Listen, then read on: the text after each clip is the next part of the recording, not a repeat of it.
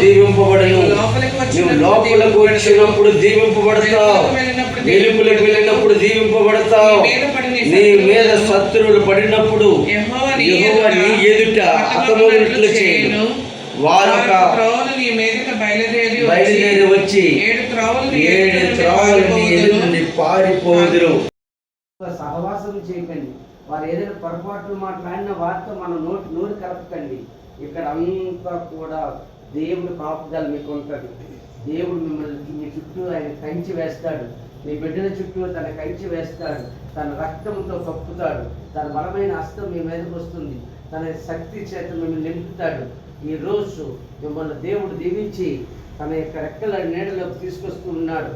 ఈరోజు మీరు సొంతంగా మీరు ఇందులో నుంచి మీరు జీవనోపాధి చేసుకుంటూ ఉండగా ఇలాంటివి అనేకమైన దీవులు మీకు రాబోతున్నాయి. ఇది ఒకటే కాదు, మీరు సొంత ఇల్లు కూడా కొనుక్కోబోతూ ఉన్నారు. మీరు దేవుడి కార్యాలు చూస్తారు. ఆయనకి నమ్మకంగా ఉండండి. దేవుడికి నమ్మకంగా ఉండండి. దేవుడికి ఇవ్వాల్సింది ఇవ్వండి. సమయం ఇవ్వండి, మనసు ఇవ్వండి, దేవుడికి ప్రాధాన్యత ఇవ్వండి. అప్పుడు మీకు అన్నింటిలో ప్రాధాన్యత ఇస్తాడైనా. ఆయన కృప నిరంతరం ఉండును గాక. ప్రార్థన చేసుకుందాం. మహోన్నతుడా, మహాగణుడా, అద్భుతకరుడా, ఆశ్చర్యకరుడా, నీకు వందనాలు, స్తోత్రాలు.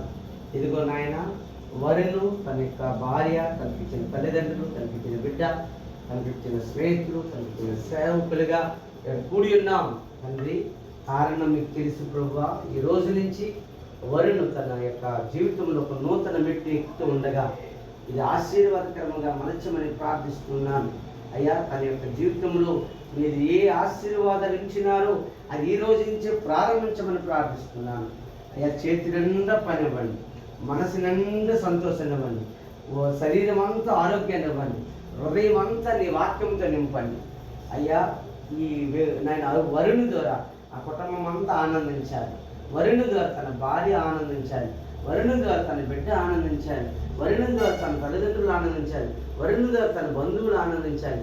వరుణు ద్వారా తన మందిరంలో ఉన్నవారు ఆనందించాలి. ఆ బిడ్డను అలాగూ ఆశీర్వదించాలి.